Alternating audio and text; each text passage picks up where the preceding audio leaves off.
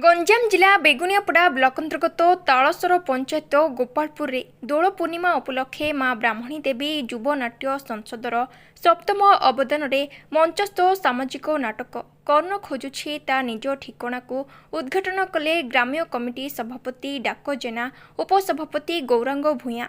सम्मानित अतिथि भावे नाट्य मैनेजर टूना भूया, मुख्य परिचालक दीनबंधु साहू, निरंजन महाराणा, सहयोगी निरंजन बाड़तिया, प्रश्न भूया ग्राम्य कमिटी वृंद जोग देथिले।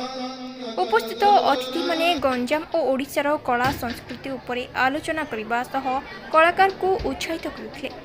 नाटक परिवेषण करी ग्रामांचल रे कलार विकास पई सहयोग करथिबारु ग्रामवासी को धन्यवाद देथिले। अतिथि अजय साहू रचित एही नाटक को वरिष्ठ निर्देशक दंडपाणी प्रधान निर्देशना देथिबा बेले सहयोग करथिले विजय कुमार नायक। वरिष्ठ शिक्षक प्रकाश चंद्र भूया मंच परिचालना करथिबा बेले युवक संघ ग्रामवासी सहयोग करथिले।